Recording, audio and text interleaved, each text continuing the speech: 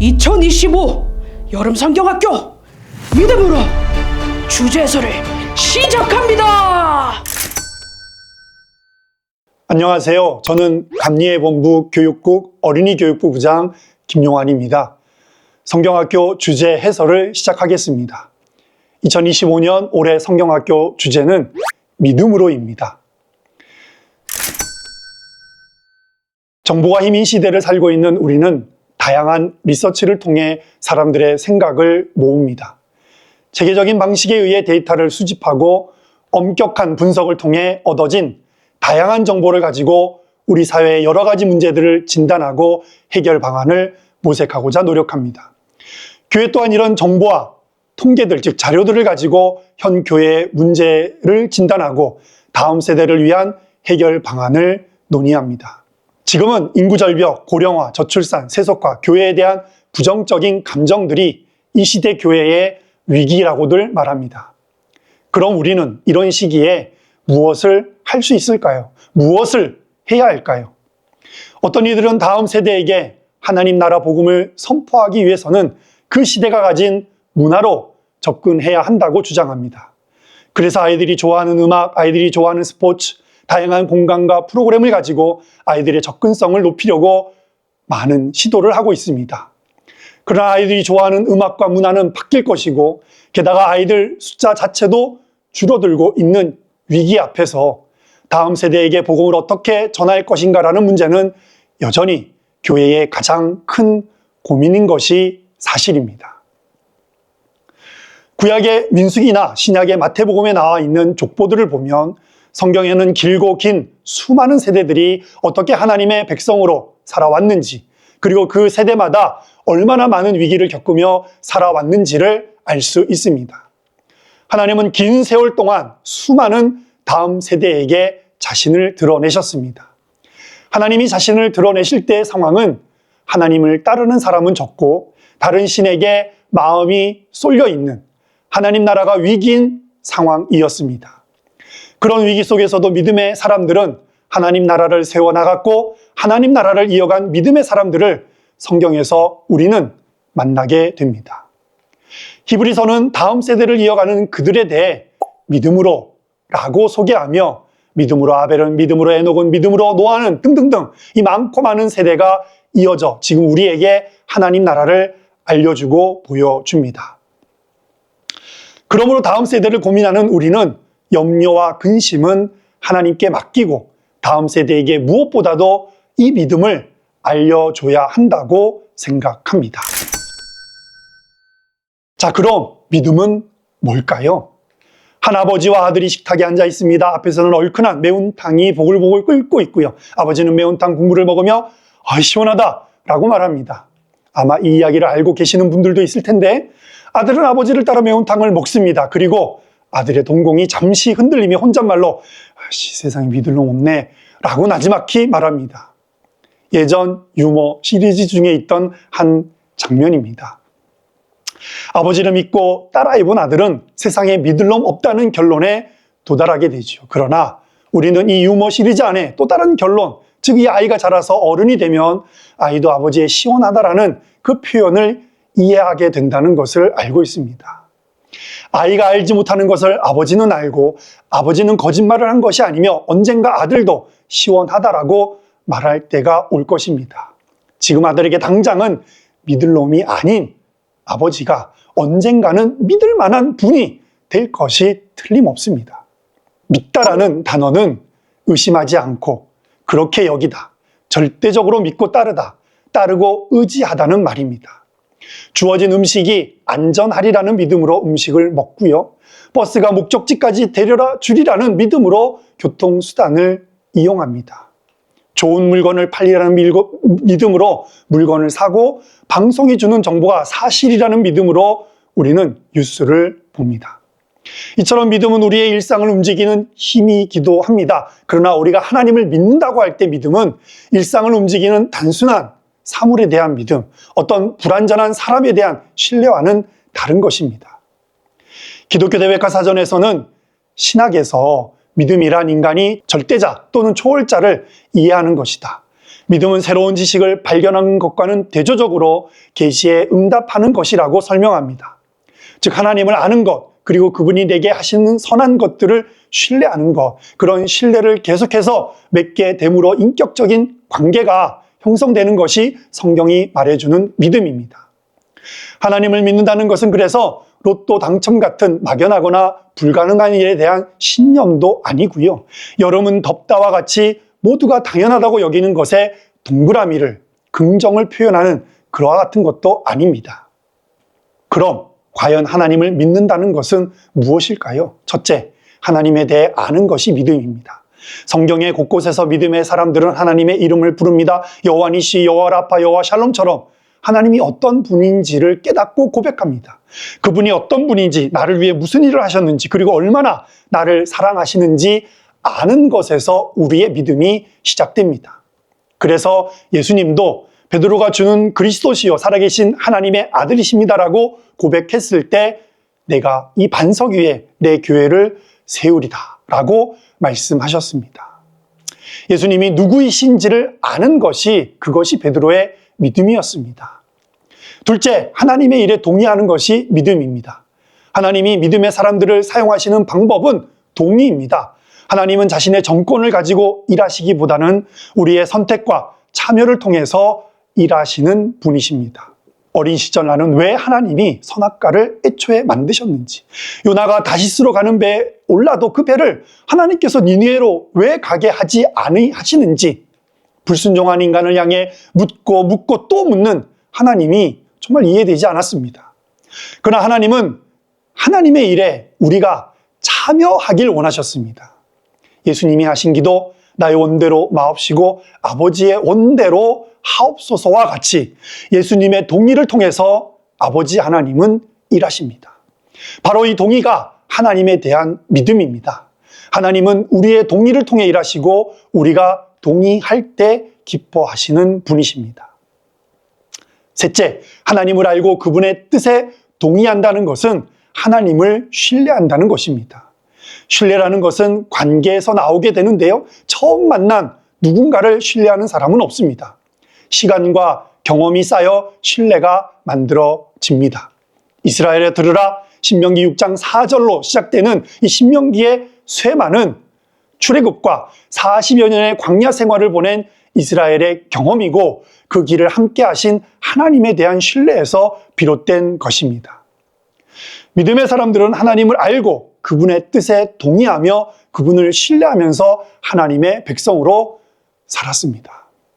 믿음을 설명하는 단어들은 많이 있지만 믿음을 한마디로 표현하자면 저는 하나님을 향해 바로 서는 것이라고 생각합니다. 온 세상을 사랑하시는 하나님은 세상에 자신을 드러내시고 끊임없이 동의를 구하시며 하나님을 향해 바로 서 있는 이들을 통해서 일하십니다. 마치 항아리가 바로 서 있으면 빗물을 한껏 받아내지만 뒤집혀 있으면 한 방울의 물도 받을 수 없듯이 하나님께 바른 자세로 서 있는 믿음의 사람이라야 그 은혜를 온전히 누릴 수 있습니다. 아벨의 바른 자세는 예배를 흠양하게 했고 에녹의 바른 자세는 하나님과 동행하게 했으며 노아의 바른 자세는 약속의 무지개를 보게 하였습니다. 이처럼 바른 자세로 서 있는 믿음의 사람들을 기뻐하시는 하나님은 그들과 다음 세대를 열어가셨습니다. 하나버지의 사랑하는 아들이 있었습니다. 그 아이는 귀신이 들린 아이였습니다. 그 아버지는 예수님께 찾아와 간청합니다. 귀신이 그 아이를 죽이려고 여러 번 풀 속에도 던지고 물 속에도 던졌습니다. 하실 수 있으면 우리를 불쌍히 여기시고 도와주십시오. 예수께서 그에게 말씀하셨습니다. 할 수 있으면이 무슨 말이냐? 믿는 사람에게는 모든 일이 가능하다. 그 아이 아버지는 큰 소리로 외쳤습니다. 내가 믿습니다. 믿음 없는 나를 도와주십시오. 이 본문에서 믿음 없음이라는 헬라어 단어 아피스티아는 불충실함, 신앙의 결핍을 의미합니다. 내가 당신께 온전히 기울어지지 못한, 즉 바른 자세가 아님을 불쌍히 여겨달라는 말입니다. 우리도 이 아버지와 같은 마음입니다. 하나님, 내 부족한 믿음을 불쌍히 여겨주십시오. 저도 믿음을 갖고 싶습니다. 과연 이 믿음은 어디서 오는 걸까? 성경은 이렇게 말해줍니다. 너희는 그 은혜에 의하여 믿음으로 말미암아 구원을 받았으니 이것은 너희에게서 난 것이 아니요 하나님의 선물이라. 에베소서 2장 8절 말씀입니다.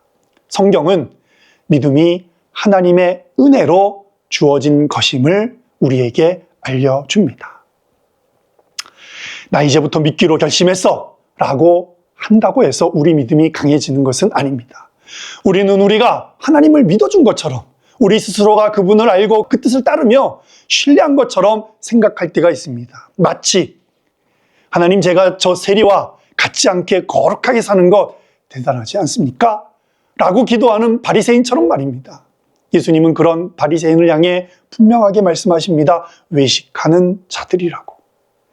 자신이 사랑을 받을 만한 충분한 자격이 있다고 생각하는 사람, 사랑이 적당한 거래인 것처럼 여기는 사람은 바리새인입니다. 예수님이 그에게는 필요 없는 사람이 되는 것이지요. 분명히 예수님은 의사는 환자에게, 본인은 예수님은 죄인에게 필요한 사람이라고 하셨습니다. 스스로 충분하다고 생각하니, 스스로 의인이라고 생각하니 예수님은 내게 이제 필요 없는 분이 되는 것이고 사실 스스로 그렇게 선포하고 있는 것입니다. 믿음 없음입니다. 그러나 주님, 저는 하나님 앞에 감히 고개를 들기에 부끄러운 사람입니다. 라는 세리의 태도. 저의 믿음 없음을 불쌍히 여겨 주시옵소서 라는 하나아버지의 고백이 은혜를 주시는 하나님에 대한 우리의 바른 자세, 곧 믿음입니다. 그 사람에게 은혜 가운데 믿음이 주어지는 것입니다. 그러므로 우리의 믿음에 있어서 시작은 하나님이십니다. 여호와라 여호와라 자비롭고 은혜롭고 노하기를 더디하고 인자와 진실이 많은 하나님이라고 배반한 인간에게 하나님은 먼저 말씀해 주시는 분입니다. 우리가 아직 죄인 되었을 때 찾아오신 그 하나님이 우리에게 믿음을 주셨습니다. 그분이 먼저 우리에게 손 내심으로 우리는 그분을 알게 되고 그분의 뜻에 동의하여 행하며 그분을 향하여 계속해서 서게 되는 것입니다. 하나님의 사람들이라면 모두가 하는 고백이 있습니다. 사도신경입니다. 라틴어 사도신경의 첫 단어는 크레도입니다. 내가 믿습니다라는 뜻의 크레도는 심장을 뜻하는 크레와 드리다라는 의미의 도의 합성어라고 합니다. 그래서 믿는다는 것은 그분께 심장을, 내 생명을 드릴 준비가 되어 있다는 말인 것입니다. 그런 고백을 우리는 예배 시간마다 하나님께 올려드리고 있습니다. 그럼 우리는 무엇을 믿습니까? 우리는 바로 이것을 믿습니다. 첫째, 우리는 창조주 하나님이 우리의 아버지이심을 믿습니다. 믿음으로 모든 세계가 하나님의 말씀으로 지어진 줄을 우리가 아나니 라는 히브리서 말씀처럼 그분이 만드신 창조 세계 안에 우리가 속하였고 우리는 창조 세계를 운영하시는 하나님의 선하신 손길 안에 있다는 고백인 것이죠. 하나님이 우리의 아버지가 되셔서 우리를 사랑하시는 것을, 그리고 그분의 눈이 쉴 새 없이 우리를 향하고 있음을 우리는 믿습니다. 두 번째, 우리는 우리를 위해 인간의 몸으로 오신 예수 그리스도를 믿습니다. 우리는 사랑과 관련된 다른 말들을 요즘 주변에서 많이 듣습니다. 용돈은 사랑입니다. 삼겹살은 사랑입니다. 도시락은 사랑입니다. 구독과 좋아요는 사랑입니다. 사랑은 용돈도 되고 삼겹살도 되고 도시락도 되지만 하나님의 사랑은 인간의 몸이 되셨습니다. 그는 이 세상에 오셔서 십자가를 지시고 우리의 죄를 대신하셨습니다. 하나님이 세상을 이처럼 사랑하사 독생자를 주셨으니 이는 그를 믿는 자마다 멸망하지 않고 영생을 얻게 하려 하심이라. 그분은 나와 함께 살려고 자신을 모두 내놓으셨던 것을 우리는 믿습니다. 세 번째, 우리는 하나님이 우리를 위하여 보내주신 보혜사 성령을 믿습니다. 성령은 우리가 하나님의 자녀인 것을 증거해 주시고 우리가 하나님의 전으로 함께 지어져 가도록 도와주십니다. 우리는 우리 안에 거하시는 성령으로 인해서 우리의 속사람이 강건하여지고 기도하며 성도들과 교통하게 되고 의의 소망을 기다리게 됩니다. 그러므로 우리는 성령으로 인해 하나님의 뜻을 알게 되고 하나님의 자녀들과 함께 하나님 나라를 위하여 일할 수 있습니다. 아이를 혼자 두지 않으려고 부모가 전화를 하고 CCTV를 켜고 아이 돌보미를 신청하듯 우리를 고아와 같이 두지 않으시려고 성령님을 하나님은 보내주셨습니다. 그리고 그 성령님은 우리의 연약하심을 아시고 성령님은 우리를 위해 지금도 탄식해 주십니다. 우리는 이것을 믿습니다. 다음 세대를 위한 염려와 걱정을 우리가 안고 있지만 그래도 여전히 우리는 먼저 일하시는 하나님을 믿습니다. 주 예수 그리스도의 은혜와 하나님의 사랑과 성령의 교통하심, 이것이 우리뿐만 아니라 다음 세대에도 함께 하시리라 저는 믿습니다. 아멘. 겨자씨 믿음만 있다면 이 산을 들어 저리로 옮기고 백부장한 믿음만 있다면 부하의 병을 고쳐주겠네. 노래 가사처럼 믿음은 많은 이들을 합니다. 믿음으로 홍해도 건너고 믿음으로 병도 고치고 어떤 이들은 믿음으로 인생이 통째로 바뀌기도 하지요. 그런데 성경은 믿음이 하는 가장 중요한 것을 우리에게 이렇게 알려줍니다. 믿음이 없이는 하나님을 기쁘시게 하지 못하나니 하나님께 나아가는 자는 반드시 그가 계신 것과 또한 그가 자기를 찾는 자들에게 상 주시는 이심을 믿어야 할지니라. 히브리서 기자는 인간으로서 하나님을 기쁘시게 하는 절대 조건이 바로 믿음인 것을 강조합니다.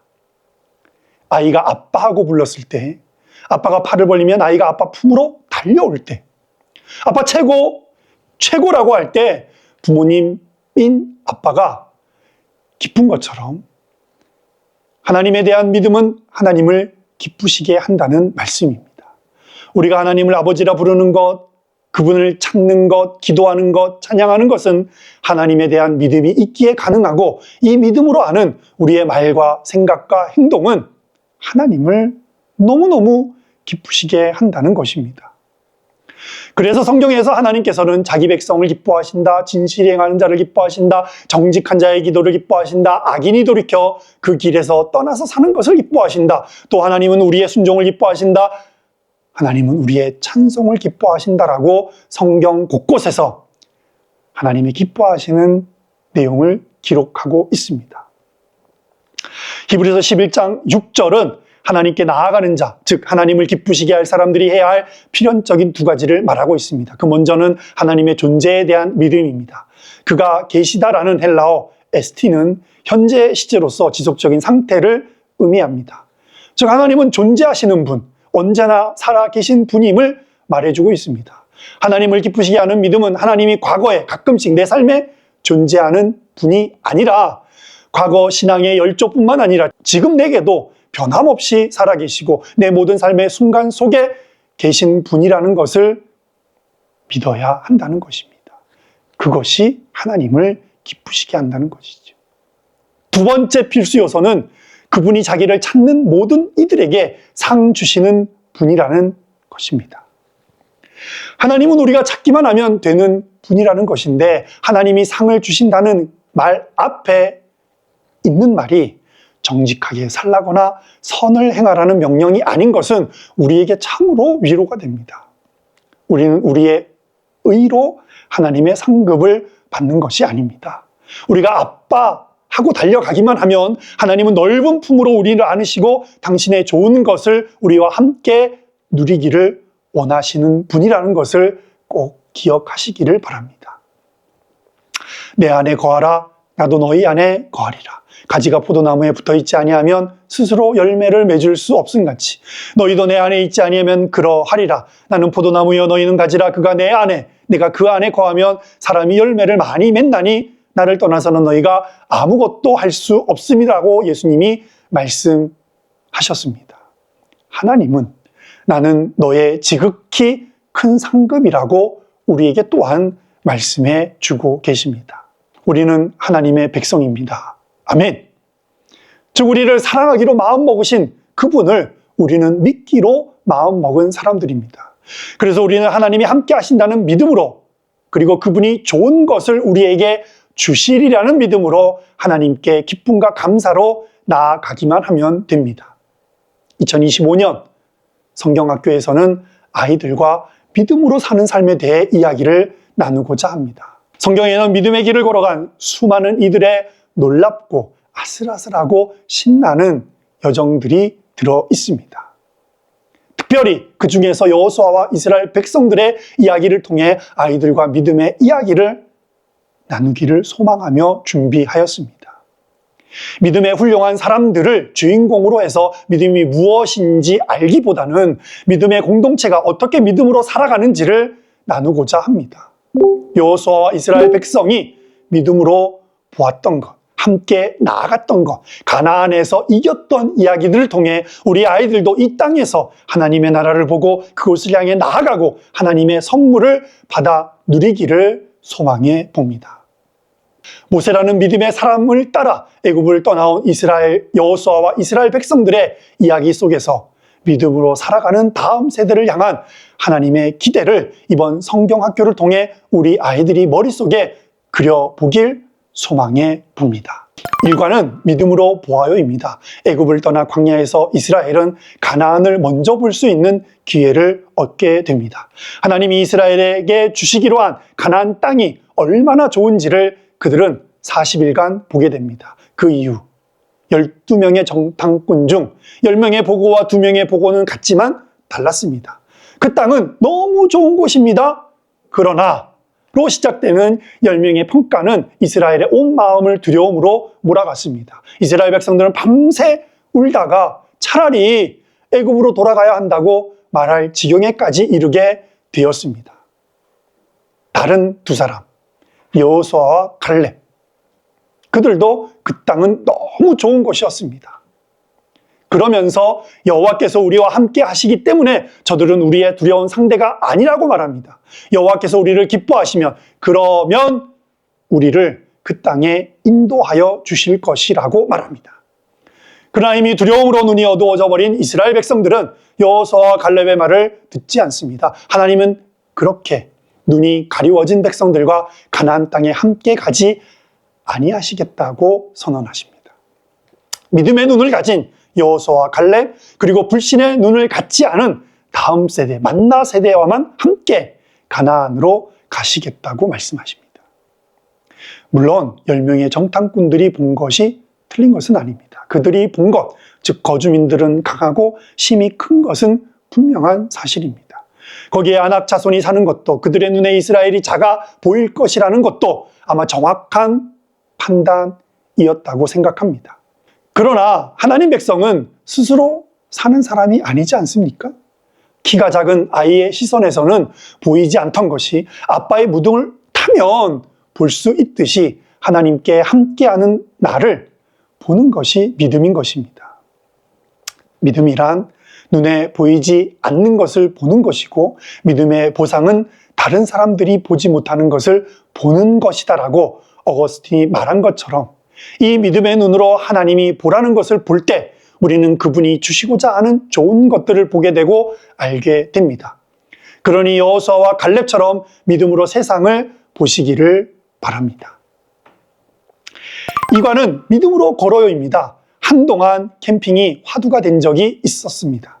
지금도 여전히 그렇기도 하고요. 많은 이들이 캠핑을 시작하고 캠핑 용품에 진심이었습니다.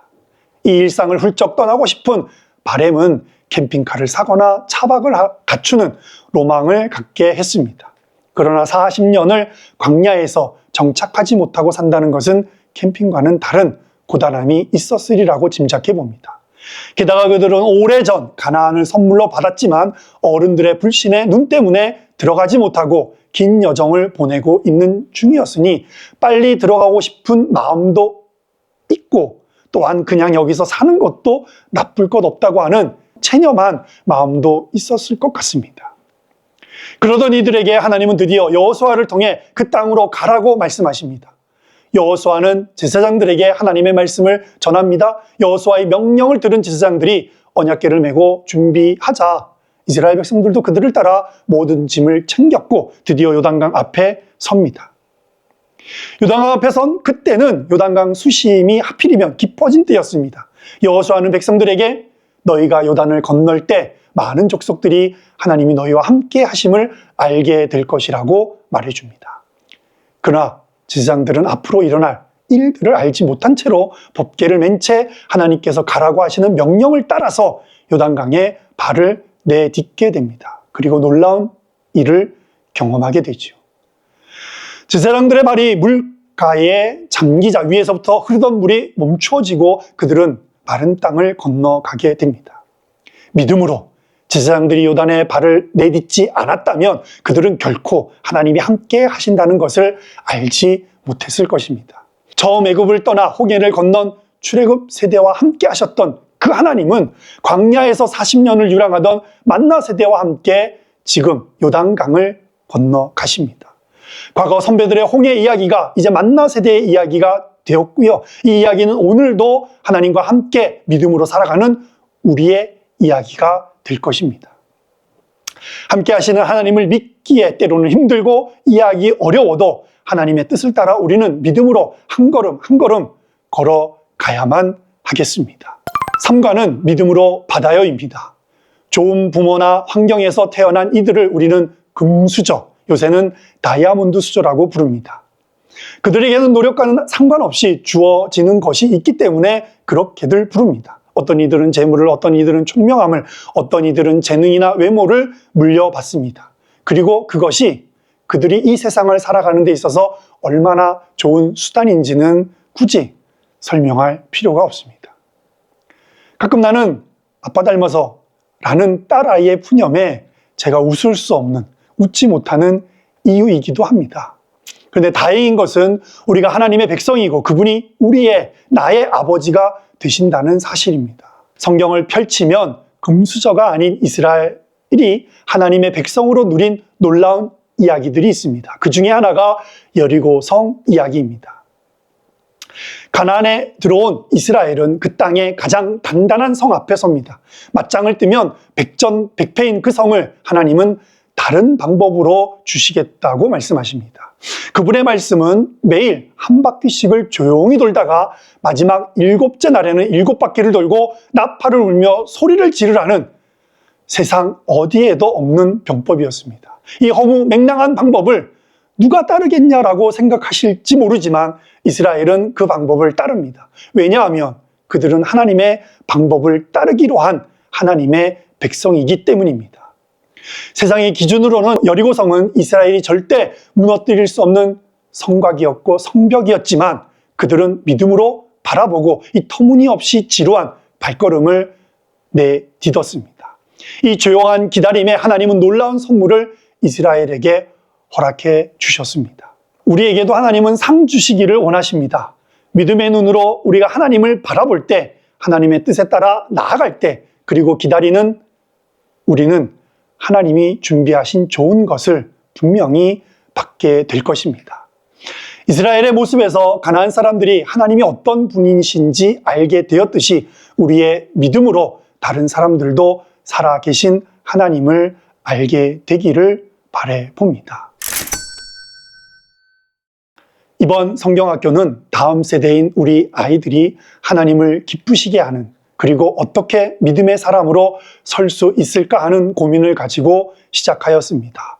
어떤 이에게 믿음은 순종이고 어떤 이에게 믿음은 용기이며 믿음은 시선, 다루어짐, 신실, 회개, 기다림과 같이 수많은 다른 말로 바뀔 수 있습니다.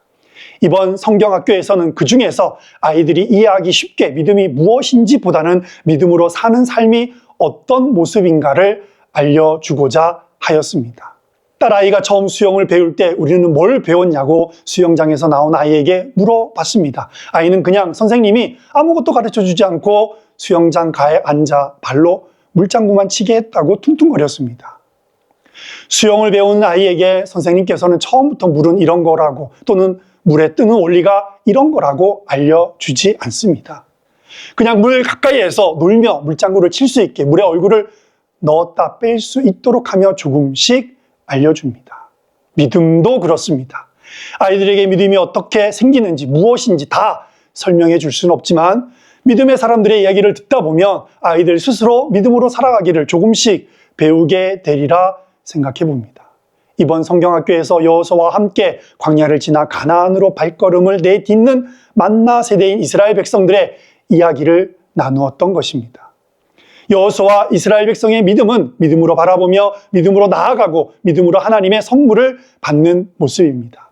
그들이 그렇게 할 수 있는 까닭은 하나님이 좋은 분이며 좋은 것을 주시는 분임을 믿었기 때문입니다. 여호수아와 함께 이스라엘 백성이 하나님의 은혜를 경험한 것처럼 우리 아이들도 예수님의 손을 잡고 하나님의 은혜를 경험하길 소망합니다. 이 이야기를 담아내고자 바다에서의 즐거운 물놀이를 컨셉으로 삼았습니다. 바깥에서는 파도가 일어 보이지 않지만 바다에 몸을 맡기고 깊이 나아갈 때 산호도 보고 소라도 캐고 물고기의 행렬도 보며 바닷속을 즐길 수 있습니다. 물안경과 오리발의 의지의 물속을 보고 물속에서 헤엄치며 아름답고 시원한 바닷속을 즐기듯 하나님이 얼마나 좋은 분이신지 알고 계신 그 예수님과 함께 이번 여름 우리 아이들이 하나님의 일하심을 보고 하나님의 뜻대로 나아가고 하나님의 사랑을 기쁨으로 누리게 되길 기대하면서 스노클링 교실을 열어봅니다. 하나님의 은혜의 바다 체험 교실은 연중 무휴입니다. 다만 하나님을 기쁘시게 하는 믿음만 가지고 우리는 이곳에 풍덩풍덩 바다로 들어가게 되기를 소망해 봅니다.